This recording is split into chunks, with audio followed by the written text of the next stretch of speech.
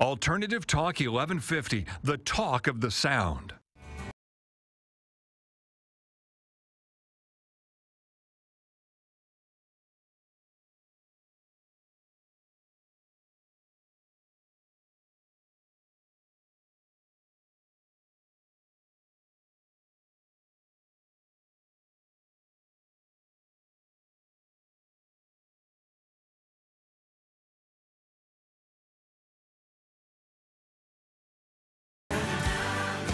It's my only dance move.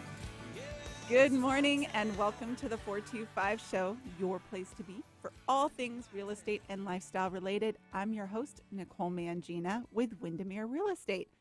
Welcome. It's the Tuesday before Christmas. We were just talking here in the studio about everybody's got their Christmas list done and it's getting a little nutty out there. And you know what? It's a little nutty in the real estate market, too. Usually it slows down in December as we get close to the holidays, but I actually had some buyers and multiple offers over the weekend. So there you go. The market is alive and well. There's definitely things going on. And I had a conversation with a seller client this week that I thought would be good to mention today. You know, clients always want to know when is the best time to put your home on when is the best time, but not only that, how long does it take? And, you know, most of the real estate in the first half of the year is actually precipitated by the holidays because people are you're in your homes more and you tend to think, oh, my house is too big, it's too small, it's too this, it's too that, it's time for a move. And so if you're thinking about that, then the question becomes, okay, when do you want to go on the market and how long does it take? You need to give yourself a good 2 weeks, if not a full month, to get your house really ready to go in order to get the best impact out of the market. Because as soon as you hit the market, that's when you're the new fresh thing and you really want to capitalize on that. When we work with sellers, there are about 24 different things we actually do before a house goes on the market in order to help our clients get the best result possible. So just something to think about if you're going into the holidays and thinking, oh, maybe 2019 is going to be the time to sell a house and move on to something else. And without further ado, I'm excited to introduce our guest today, Sherry Gazit with TeenWise. How are you? I'm doing great. Good. Thanks so much for being here this morning. It's a pleasure. Traffic wasn't bad, so I'm in a good mood. Good. Ready to go. Yay. I know you never know in the morning, right? You never know. Never know. So, and by the way, I said your name wrong, didn't I? It's Sherry Gazit. No, you said it right. Okay. Sherry Gazit. Yeah. I practiced so many times before the show. I thought, oh my goodness, I think I'm going to mess this up. So yay, nailed it. Good job. Gold star. Thank you. I am so excited to have you here. Like we were talking about before the show, you know, I sell real estate, but really it's about the people and the places and the businesses and services that make this such an amazing place to live.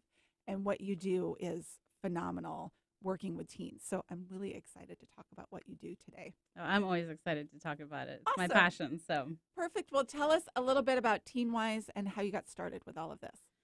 Oh boy, I mean, I could tell you the hour-long version, but I'll tell you the short version. So I have 3 teen daughters of my own, so anything I do professionally is helpful for that. Right. But it all started because I was working for the Women's Sports Foundation. Okay. I was actually a volunteer and put together an event, and they said, hey, we like what you did.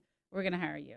So I was working as the Go Girl Go Seattle director and helping to spread the word about a free curriculum they had, which was about making healthy choices for girls ages 8 to 18. Okay. So loved that job. And then as life goes, I was thrown a curveball and the grant ran out in the Seattle area. Oh, shoot. So tears streaming. What do I do next? And people kept calling me, can you come and talk, do a presentation? I'm like, well, I'm not working for them anymore. They're like, we don't care. Just come on over. So I realized I needed a company because I couldn't just say, hey, I'm Sherry. Let me talk to you. You know? So I needed to be an entity.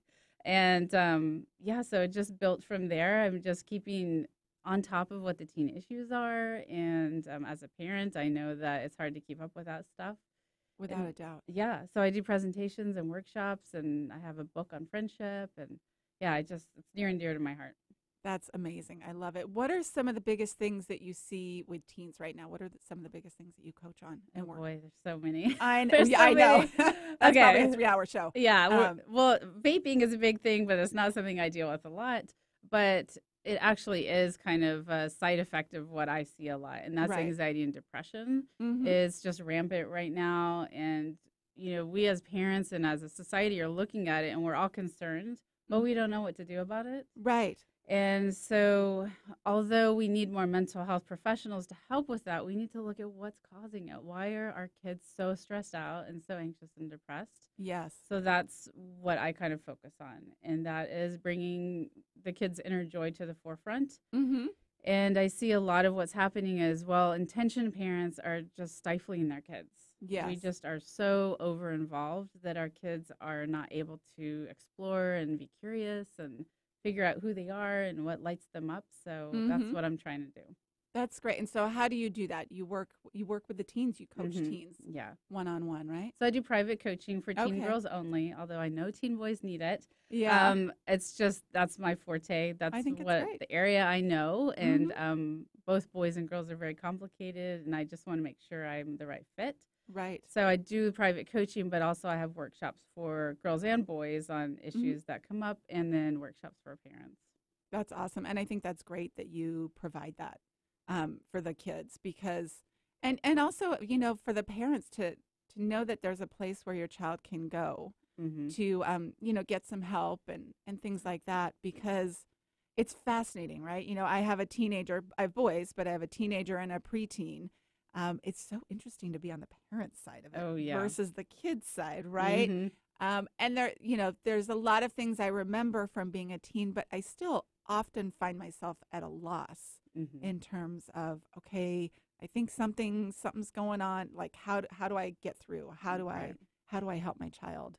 Well, and that age is strange because they almost present like an adult. They seem like they're logical sometimes, right? And they're articulate, and so we all of a sudden when they get into middle school, we as parents have this mind shift that they're supposed to be mini adults, right? But they're not. They're on the journey to becoming an adult, and we have to remember that.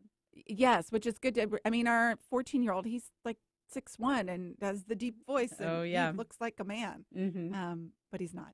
Yeah, he's still a kid. Yep, but we expect him to act like that. Yeah, absolutely. So, what are some of the biggest stressors that you're seeing for kids these days? I think the biggest obvious one is academics. Yeah. I thought you were going to say social media, actually. Oh, no, social. Well, we'll talk about that. Okay. next. Okay. So let's talk about academics. Academics. I think I know it's huge. Yeah. So academics is a problem because it used to be in the olden days when we were young. The kids who were interested in school and super scholastic, they got pushed to college and supported to go there. And now it's everyone needs to go. Right. And we're not really offering the other options that our kids have. And even worse, we're telling them you need to go to a top college if you want to be successful. Right. And so they have this idea from a very young age that they need to be really, all A's, all in, and anything they take on, like soccer, volleyball, gymnastics, whatever they take on, they need to be the best of the best because they need to have that college resume that will get them in the top school, which we know it's not true. You can go to BCC, which is now BC, and still be an amazingly successful person. We know those people, right? Right. But we have this idea, our kids do, especially at Stanford or Harvard or Yale, or else forget it, you're not going to be successful. Right. So they just have this narrow path to success. And think of it, if you're a 7th grader and you aren't great at school and you hear all these messages, you're like, I'm a loser. I am never going to be successful because I don't make all A's. Yeah. It's a really tough message for our kids. It's super hard. I notice it with our older son, and it actually makes me laugh. It's not funny at all, but he goes to a school that is very academically focused, and so the part that makes me laugh is all of the parents, they want, they're all about the Harvards and the Yales and the Stanfords of the world. But really, I look around, if you want to be successful, you should just go to an in-state school and build your network. Yes. Because as an adult, you look at all the in-state school people, they stick together and their bonds are tight, right? And they're still great schools. Yeah. Right? And conversely, our younger child is dyslexic. So he is very bright, but there are certain things that he really struggles with in school. And my husband and I laugh, like, we're not worried about him. He's going to be great in life, but he's going to have many skills that carry him very, very far. but they may not be the skills he really needs Yeah. to be traditionally successful Mhm. in school. Yeah, and I'm sure you know this, Right. but most people who have dyslexia are super successful because Brilliant. they haven't had this easy path. They've seen Yeah. I can struggle, I can work hard, and I can do a really good job Mhm. and be successful. I don't need to have all A's. I don't Yeah. need to be mainstream. Doing their own thing. Yeah. So, yeah, I think the academics is huge, Mhm. and the pressure we put on the kids for sure. Yeah. And I hear a lot from parents. They'll say, I can't let my child quit, whatever it is, Yeah. whatever extracurricular it is, because it won't look good on their college resume. Right. And I'll hear that with a sixth grader who's like the one that pops into my mind is karate. This Oh. one mom was like, oh, I don't want him to quit karate because it's not going to look good on his college resume. Yeah. And I'm like, yeah, but if he doesn't quit karate, he's not getting the space to go find what he really enjoys. Right. So we have to think of it that way, not of trying to have our kids live for the college resume, Mhm. but have them live for inner joy because that's what success, like that brings success, Yeah. not the GPA. No, for sure. Although I will say, and I'm sure you've experienced this with your girls, it is very hard to find a middle ground, Mm-hmm. right? Mhm. Both academically and with sports. Our boys do a lot of sports, Yeah. and it's an all or nothing thing, Mhm. right? Like I think sports should be about half the time commitment that they Yeah. actually are, Mm-hmm. so that you can do some of these other things. But there really isn't a middle ground out there. Right. So we're constantly trying to figure that out with our kids of like, how are we going to still carve out our time and their downtime and all Right. of that kind of stuff. Here's a really interesting thing that I just read about this whole idea of work ethic Mm-hmm. and that we need to push our kids to get those A's because we're teaching them about work ethic. Mm-hmm. Really, there's brain science behind it. Okay. So it doesn't have to be academic work ethic. Mhm. If you have your kid find something they love doing Yeah. and work really hard at it, Mhm. that transfers later in life to work ethic Okay. because it pairs hard work with dopamine. Okay. So they work really hard to, let's say they play football. They're Yeah. practicing, it's really hard work, they're exhausted, but they love it. So they get this dopamine push Yeah. so that in their brain is coupled hard work, Okay. dopamine. So yeah, it doesn't have to be about love it. academics. That's great. Mhm. That's good to know. Yeah. All right. My boys will appreciate that. Mm-hmm. What else are you seeing in teens these days? Well, I'm seeing social media you brought up. Yeah. So let's talk about social media. It's getting a bad rap, Yeah. although for good reason. Mm-hmm. But there are positives of social media too. Yeah. So what I think is really happening is social media magnifies everything that's going on. Yes. And it affects girls more than boys because Mm-hmm. it's very visual. If you think about Instagram, Oh, the right. perfect picture. Yeah. So it just is magnifying everything. Mhm. And it's also 24/7. Right. So even if your kids are off their phone at 9, Mhm. like they probably should be or earlier, the social life is still going on behind the scenes because there's Right. other kids who are on it, right? Yes. So they wake up in the morning and all this social stuff has happened in the last 6 hours. So they have to get caught up and figure out, what does that mean? What does that mean? Right. Did I do something wrong? Did I handle that right? Mm-hmm. So it's constant, I think, is the biggest issue with it. Yeah. Interesting. And now, so you've got different things going for teens, right? You've Mhm. got one-on-one coaching and workshops and lots of different ways. If somebody wanted to find out more about those, how would they get a hold of you? The easiest way is to go to my website, Okay. teenwiseseattle.com. Got it. And I've got lots of information there. I have videos parents can watch. I have Awesome. different events that are posted up there. Okay. If they want to schedule a free parent consult with me, they can do that. Great. Get a half hour of my time, jump right on my calendar, and we can talk about what's going on in life with their teens Mhm. or tweens. I should include tweens as well. I do middle school and high school. But yeah, I mean, that's the easiest way to find out more about what I do. Okay. And you can get on my newsletter also, which will be awesome because I'm going to roll out a new program next year, which Yeah. you and I talked about. I know. I'm excited for this. Yeah, I so think this is so needed. so I'm taking all that I hear from parents and all that Mhm. I hear from teenagers, and I'm figuring out what people need. And Right. basically, the teenagers need space to create, or they need space to find out what their inner joy is all about. Right. And the parents are willing to do that, but they don't know what it looks like. It's true. Yeah. I mean, we really don't. Yeah. Right. It's tough. How do yeah. you back off and still be there to support them and motivate them. Mm-hmm. And so I'm creating an online course called Space. Okay. Space for Parents, and it stands for something, of course, my Yes. framework. So I'm going to help and guide parents on how to support their kids because it Okay. looks very different than most parents are doing. Right. And then P is for potential. Okay. We need to recognize that our kids have potential in a Mhm. lot of areas, but they don't need to be at their full potential for everything they do. Right. Like, think Thank of our you. lives, right? Good reminder. Yes. Yeah. Like, I went bowling the other day, fluke incident. I got 6 strikes in a game. Nice. I have never bowled like I that. don't think I've had 6 strikes in my whole life. Yeah. So I was thinking, if I was a child and I had a parent, my parent would be like, "Oh my gosh, we're gonna get you a bowling coach. You're gonna be on the league. I'm getting you a bowling ball. I'm getting you shoes." You know, that's what we do to our kids, right? We get so Funny, that excited is for so them. true. So we have to realize potential doesn't equal like inner joy.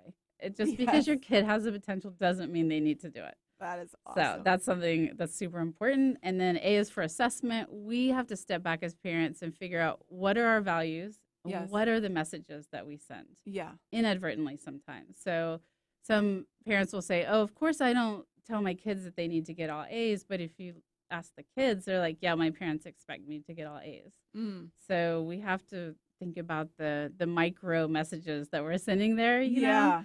And then there's C for connection. Uh-huh. Like you were saying, how do you give your kids space but stay connected?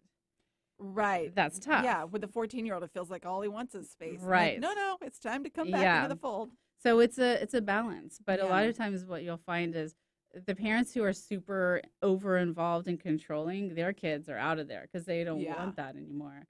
So when you give them space, then it gives them that chance to come back on their own. Yeah. But there's nothing wrong with mandatory family time either. Right. You know, we got to do that with our teens who are like, you say, out the door, let me hang out with my friends 24 hours a day. So, yeah. And then there's E, which is excitement. We have to create excitement for our kids, excitement of learning, excitement of, failing, Mhm. excitement of exploring. So we got to do it. Yeah. It's a lot. It's a lot. Yeah, it's a lot. Yeah. Add all the other stuff, vaping and alcohol and dating and yeah. It is a lot. Mhm. Well, and I think it's great, though, that you're providing this because a lot of it isn't common sense, Mm-hmm. or not only is, I think, not that it's not common sense, or it just doesn't come naturally sometimes, right? Especially Mhm. when you're in the moment dealing with something with your child. Mm-hmm. We always want to think we're doing the right thing or taking the high road, but sometimes you're not. Yeah. And so to have these resources and be able to get tips and tools on how to work with your child, Mhm. Especially when you're in an environment where you're not getting a lot of feedback, right? Right. Yeah. You're doing these things with your kids, and you may not be getting a lot back Mhm. from them. So Yeah. I think it's helpful. Well, it's interesting when you have young kids, there's all Yes. sorts of support, and you're talking to other parents about nap time and eating and Right. all that stuff. But when you get to middle school, it's like silence because Right. the issues are bigger.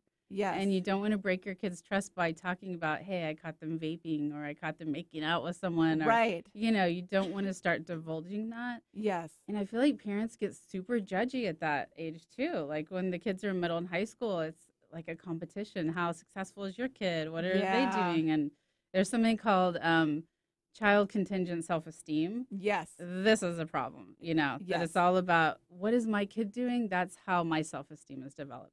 Yeah, it's interesting. I noticed this in sports very early Oh, yeah. on with the kids, right? The parents and or coaches that are like reliving their sports dreams or lack Mhm. thereof through their children. Right.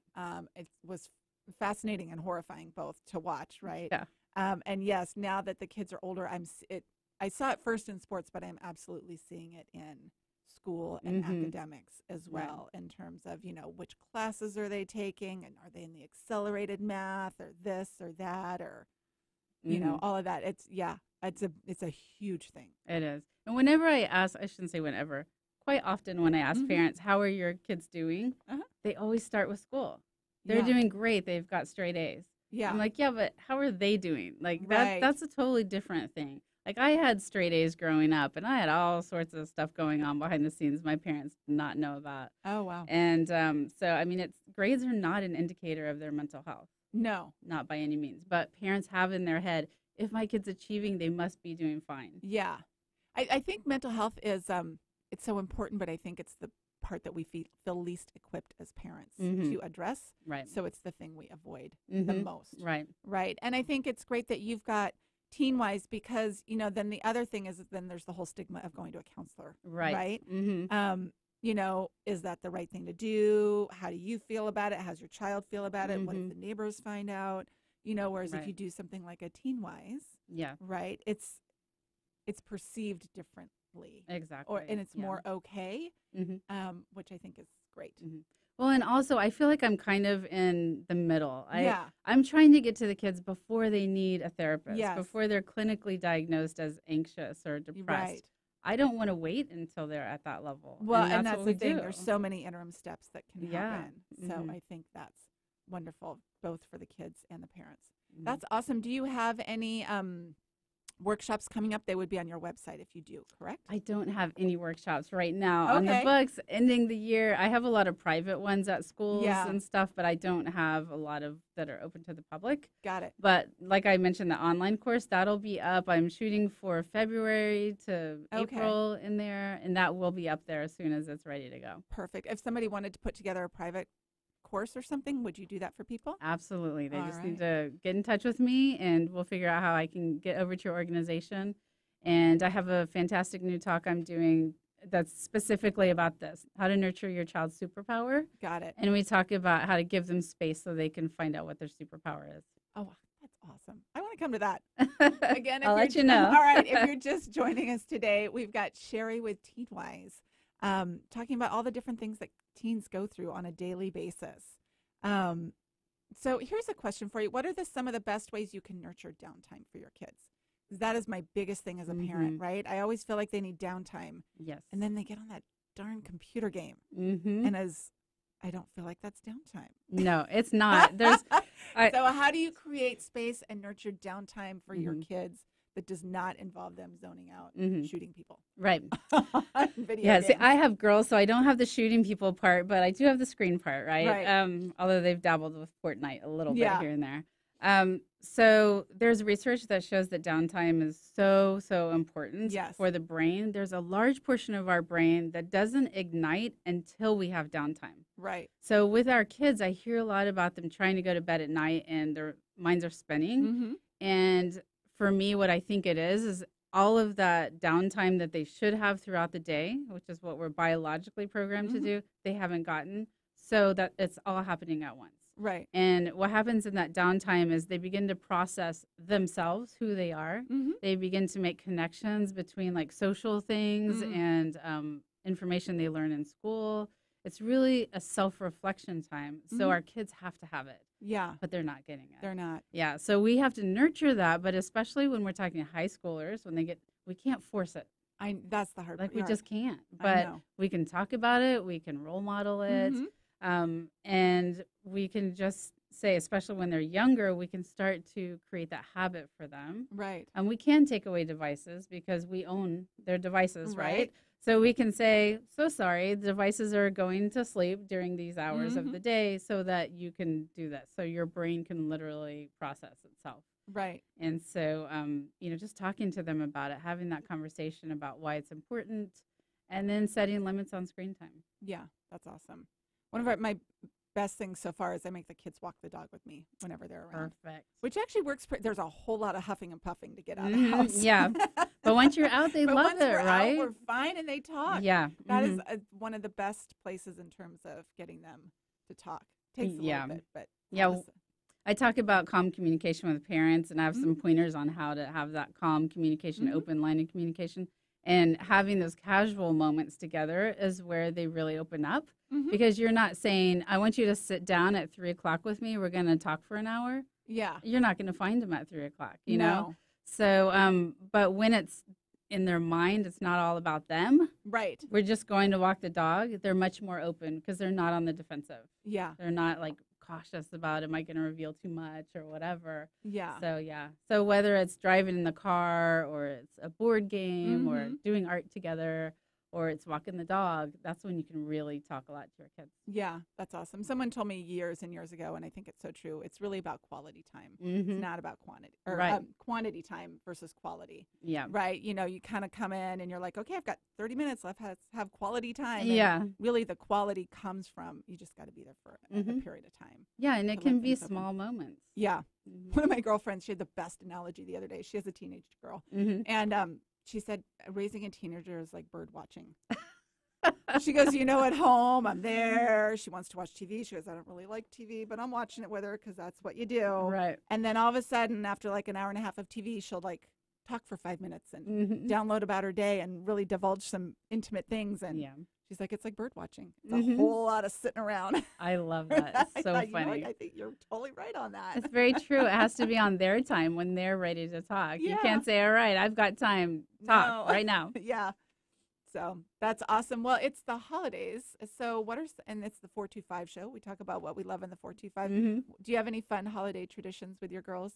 You know, we don't. We lay around and we have a lot of downtime. You know, we do too. We like do movie marathons. Yeah, we just relax. Like we don't feel like we need to program it. Yeah. I actually celebrate Hanukkah, so there you go. I'm done. Oh, so we just have some downtime. You and your 8 crazy nights. I know. They were crazy. Yes, just roping in all the kids.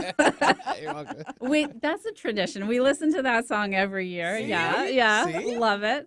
Yeah, we love that song. But yeah, so and I think and you guys were talking about the stress of the holidays.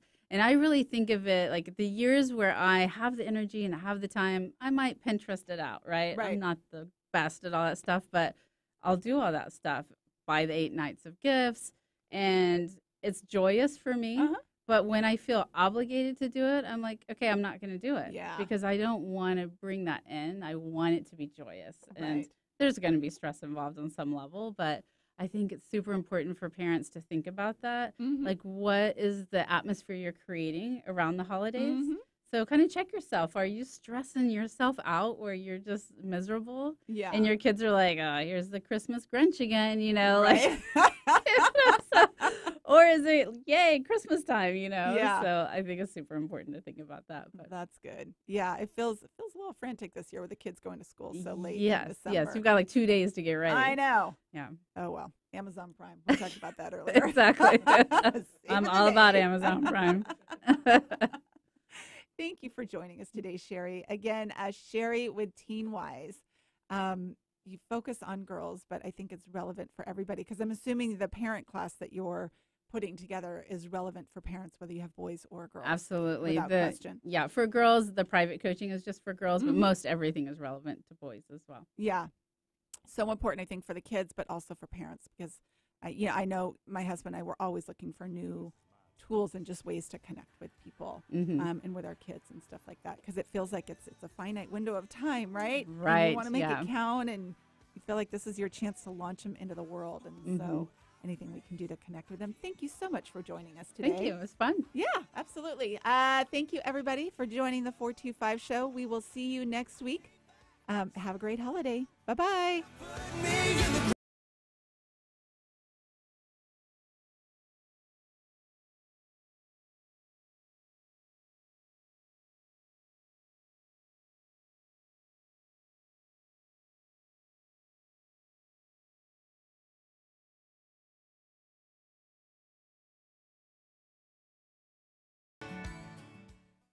The views expressed on this program are those of the host, guest, and call.